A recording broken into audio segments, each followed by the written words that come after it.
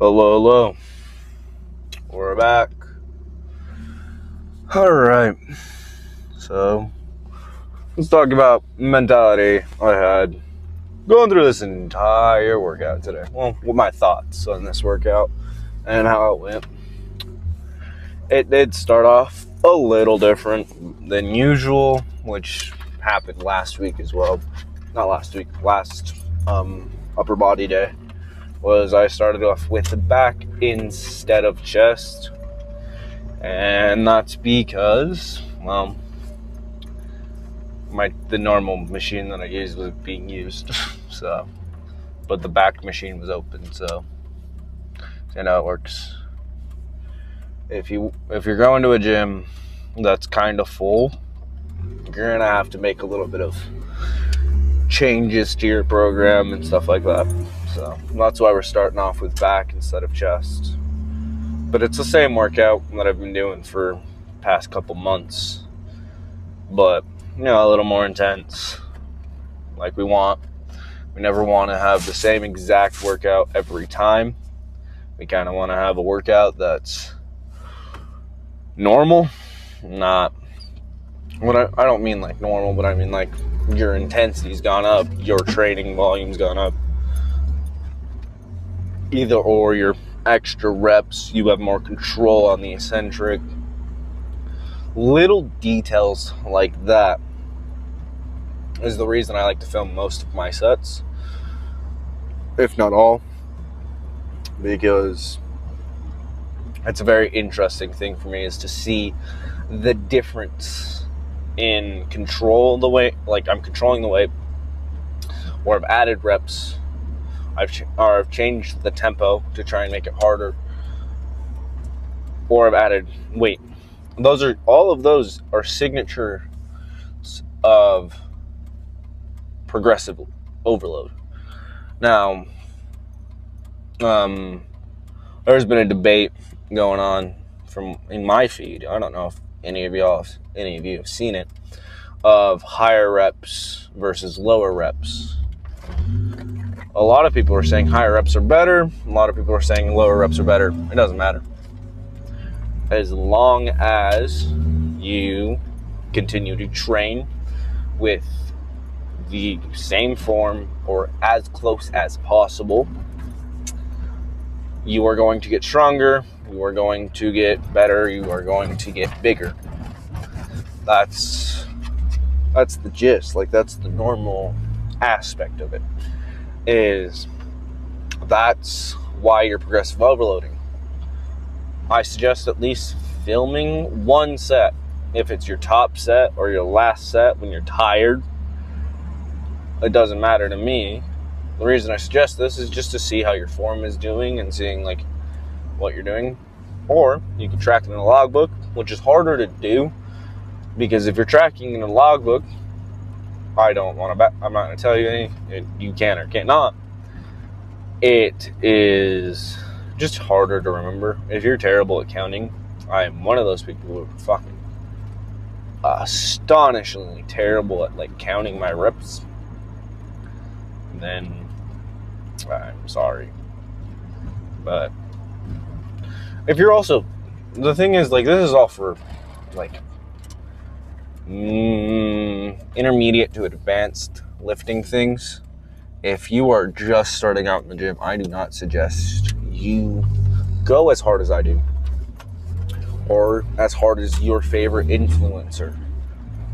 I suggest going to the point where you feel discomfort for your first few months in the gym, and then progressively start pushing yourself past the discomfort phase, and then progressively seeing where failure's at.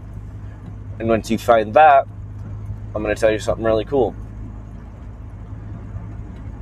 There is muscular failure, there's form failure, and there is failure.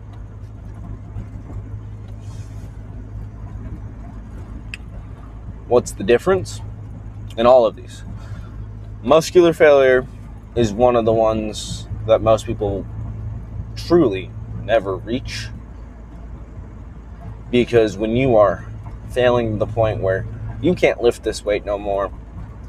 It's either you can't lift the weight with the same form, or you can't lift it to the same height. But you can probably get some pulses out. You can probably get like little baby reps out. You can probably pulse the fuck out of it. Now,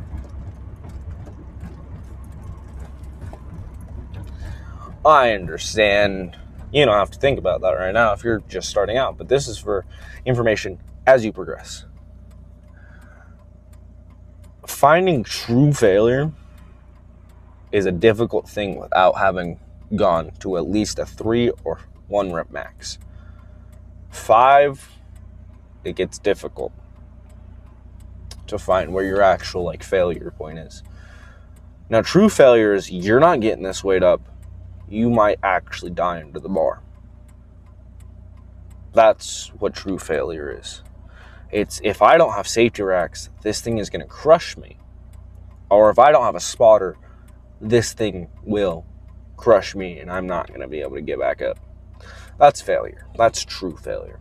Form failure is where you can't get the weight up with the same form that you've been doing the entire time, so you kind of body English it. You do a little, you throw your, on a bench press, you throw your ass up kind of and you turn it into a decline instead of a regular bench press. Now it's easier because you have less range of motion. You can now get the lockout easier. But all of this stuff is just something you'll learn as you go. Now, why am I talking about this? Because I like it. That's the only reason I'm talking about it. But on a genuine note, it's because I've been, this all comes back to, is high reps or low reps better? Well, all depends on form failure. What will happen is when people get to, that 5, that, I think, 8 to 6 range. 5, the 8 to 5 range. What'll happen is they will, if they're new to the gym or if they're just that kind of dude, they will try and eagle lift. So they'll put on weight more than they can. Their form will fail and you're more likely to get injured because what's happening is you're letting yourself go. You're letting the thing of, you're not just let's say it's a squat movement. You turn your squat movement into pretty much an RDL, which I've done. But those are the last few reps, not the first few. But some people, it'll be the entire set that's like that. Are you going to get big that way? Maybe. Are you going to get injured? Maybe.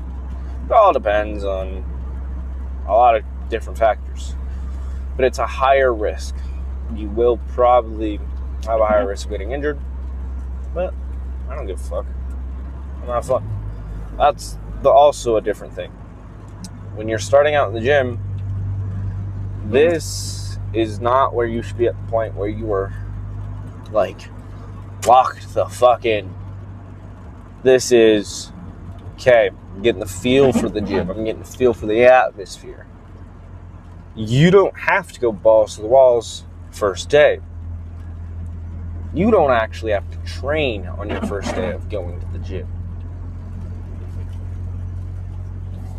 I know this sounds like fucking heresy to people who have been telling multiple iterations of what I'm going to say. You don't actually have to work out on your first day of training. You actually don't have to be very consistent when it's your first time ever training. Wanna know why? Because you're gonna grow no matter what. If you train once a week, you're gonna grow that first year. The next year is when you start having to go more often. Maybe 2 times a week. I wouldn't suggest doing 1 day a week for a whole year. It'll get boring. But what I'm saying is, your first ever time training, your first ever time in a gym, you don't actually have to train. You can just kind of hang out. Kind of, look at the equipment, ask people, like, what they're training, what that does. No one's going to get annoyed at you for asking questions. And if they are, they're dicks. Simple as that. The gym is supposed to be a place for everyone. Not a place for people to stroke their ego and be assholes about it. Which, I'm not going to lie to you, I've been an asshole. Some people just have bad days. Does not mean they can be mean to you. I'm not going to lie to you. That's not an excuse. That's not anything like that. But it is sometimes what happens. Now, what I'm going to tell you is asking questions is amazing, because that means you're trying to learn. You're trying to actually figure out what the fuck is going on. And also, don't beat yourself up if you miss a day. Especially if this is a massive change. Just promise to yourself that you will be able to do it at least once. Like, if your New Year's resolution, which is coming up, so this is a big topic, if your New Year's resolution is to go to the gym every day for a whole month, I'm going to tell you right now, it's going to be really hard to do that when shit hits the fan. Like, life is going to happen, and you're going to be like, fuck, I can't do it. That's okay. Go the next day. Don't be mad at yourself for missing a day. Do not beat yourself up for missing a day. I'm going to tell you right now, sometimes you're going to need a rest day. You can't just go every single day and not expect your body to be fatigued at some point. Yes, what I'm saying is logical to me, but to many other people, sounds kind of weird, huh? Because when you make a resolution, when you make something like that, when you try and turn your whole life around like that, you think of the extremes. No. Extremes sometimes will set you up for failure, and sometimes people are just different mentalities. Like, when someone tells themselves they're going to go every single day to the gym, they go to the gym every single day, and they just keep doing it because they have a different mindset, or they're built a little different. It's okay. Not everyone is built like that. I'm going to give you an example. Not everyone's David fucking Goggins. Not everyone can run like 3 miles every single day and still fit in a workout. Still fit in like a whole entire hour-long workout after running 3 miles in a day and only eating like 1,300 calories. Not everybody's David Goggins. Not everyone can do what David Goggins does. And that's A-okay. What I'm telling you is you have to have the mentality of, this is a massive step forward in my life. So there are going to be ups and downs. I am going to be the voice of reason. I'm going to tell you that it's okay. Sometimes we have bad days, and sometimes we have great days. That is not... If you have a bad day, that does not mean you have to give the fuck up. No. It means it was a bad day. And that's okay. I have had bad days. And I've gone, man, fuck it. We good. We chilling. Because it happens. You have a bad day and still go throughout the day and be fine at the end of it. Because it's not that bad. you don't have. This is all for beginners. Shut the fuck up. What I'm telling you is once you put your foot on the other side of your journey, once you take the step on your journey, please do not fall off because you took a step backwards. You take a step forward, you take another step forward, you take another step forward, you take another step forward. One time you take a step backwards on accident.